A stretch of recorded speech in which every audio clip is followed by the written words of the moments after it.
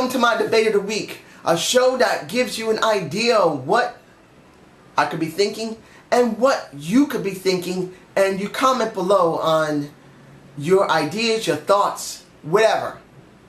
Now, this is a twofold debate of the week. One is going to talk about Bully Ray, the other one is going to talk about the match that I feel is one of the best matches of TNA. Now, let's get Bully Ray done. Let's get this done right now. After finding out, and I just found this out, that Bully Ray, well, since his contract with TNA is practically up, and he's probably not under them, what's going to happen when the tapings are finished? This frustrates me. You see, I'm botching. This frustrates me. They did the same thing with AJ Styles. I'm sorry, they did. They did the same thing to several people in TNA. I don't get it. You would think now with Bischoff gone, with Hogan gone, with, oh man, with a whole bunch of people we know that would be stupid in there, you would think they learned their lesson, and they haven't. They let his contract go at the end. Now, if his contract's been re-signed, great. If it hasn't, it's stupid on TNA's part. Let's just hope they have done it. But what does this mean for us?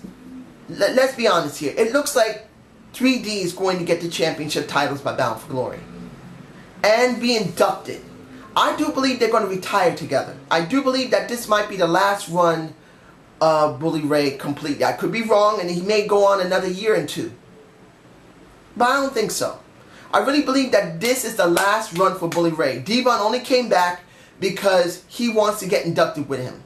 And they have this last match, which will be about 24 wins for them as basically tag championships.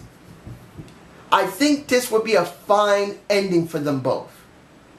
But if Bully Ray is not signed by the time this happens, what then? It makes it stupid. Unless it's going to put over the Hardys very well, or maybe put the Wolves over very, very well, and then they just wait until the end, then I can understand it. Because we're almost into September now. But I'll say this. If Bully Ray is unsigned and they win those titles and there's no sign of him by Bound for Glory, if they say he gets hurt and they don't do anything, it was the most stupidest thing they could have done. Now, let's move on to the match I believe was one of the best matches I've ever seen. Now, I'm not a big TNA fan, at least not until I started watching it in 2010 or 9. I saw a couple of things in 2010. As you can see, I had Genesis 2006. I did enjoy it, but at the time, I was not able to get TNA because I didn't really have cable much anymore. Most of my money was spent on trying to take care of my son and making sure I have a roof over my head. But by 2010, I started watching the product, and I did enjoy it. And one of the matches that I've seen that I loved the most was in 2011, around November, and that is Mickie Jane versus Tara in a steel cage match. For me personally, was the first time I'd ever seen women in a steel cage. I'm sure more than a few people have seen this. And I would love to hear your stories on what you've seen from women in TNA or WWE. What's your most favorite matches or your favorite rivalries? Now, I have seen I'm saying Leah. I have seen Trish Stratus and Lita. I've seen their rivalry. I've seen Trish Stratus and a little bit of Mickie Jane. But that's in WWE. But the best match I've ever seen for women, period, for me personally, is this steel cage match. And the story going into it was actually quite good. That Mickie Jane was now getting real traction as a singer, and Tara was getting really, really jealous. She couldn't stand it. They were both considered two old WWE wrestlers that had several matches beforehand, and they didn't always see eye to eye, but they had enough of respect for each other. But then that started breaking down, especially once Mickie Jane started getting over as a singer. And that day you saw her out in front of the Titantron singing with a band, hardcore country, with those thick ass legs. Oh my God. Woo! That woman looked good with those legs.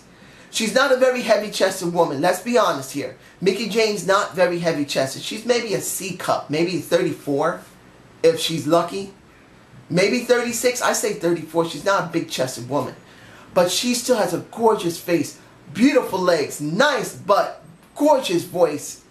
And at that moment, she looked like a wet dream. Let's be honest here. She looked that good. And I couldn't believe they had Eli up there with a cowbell dinging it in his trunks. And some spats or whatever he was wearing. It was stupid.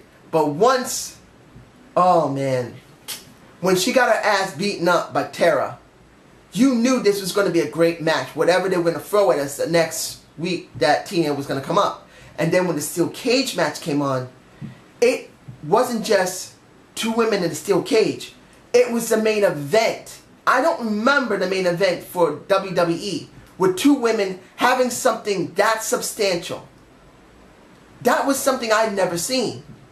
And they did one hell of a great match. The match went back and forth. I gotta say that Taz acted a little stupid. Instead of just saying when Mickie Jane kicked Tara in the chest, he could have said, oh, she got kicked in the chest. Or chopped in, what was it, a chop or a kick?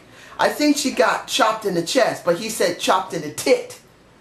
Oh, that was not something I'm sure Spike TV was happy to see from Taz not being appropriate. Basically being politically correct. Saying titties on cable like that. I'm sure they sanctioned his ass after that. But in the end, it was still a great match. Once Mickie Jane flew down with Tara, well, not flew down. It kind of felt like it. I mean, Mickie Jane went to the top of that cage and then flew straight down on her. It was like, once that happened, Tara jumped off that mat and went right back down with Mickie Jane. That's how it felt for me. It was such a good match. It's one of the most highlighted matches I've ever seen for women, period. We don't get that often. I mean, Terrence Terrell and Gail Kim in the last Knockout Standings match almost a year and a half to 2 years ago was actually very good. But I think this is one of the best highlighted women's matches I've seen in a promotion. And I really feel so sad that TNA does not promote their knockouts properly. Yes, Gail Kim and Terrence Terrell next week are going to have the match, but they could be doing so much more. Havoc, and I believe that's her name, is going to come in and maybe she'll be doing something amazing, but what is she going to be working with? You don't have that many knockouts. You got Gail Kim, you got Velvet Sky, you got no ODB there, you got Terrence Terrell, Brittany has not been seen, we just saw Madison Rayne, we don't got Brooke there, I don't know where she is, we got very few women there, so that really makes it sad to see that someone new's coming in and she might be seasoned, but in the end, she has no one to work with. But I really hope TNA realizes that their women should be utilized properly. Look what the WWE is doing. Bella versus Bella, and please, don't think I think that's the greatest rivalry that's going to be done since sliced bread. We had it better between Steph and Brie Bella, because Stephanie knows how to work a crowd, knows how to at least decently wrestle, knows how to act. She was the one that stabilized the entire feud. But now if it's Bella versus Bella, where both of them are not good actresses at all, this is going to suck. But you cannot say they're not giving women's wrestling something to work with, the divas to do. So I got to say that. The WWE is giving more to their women than TNA is. So I really hope that TNA really does a 180 and outperforms the WWE, because from what I understand, the knockouts were way better than the women and divas combined. So I hope you like this debate of the week. Please give me a comment below. I'd like to know what would you like me to talk about next or like to check out. I want a little bit of inspiration because it's not easy doing these, but I do enjoy them. You guys have a good day. Peace out!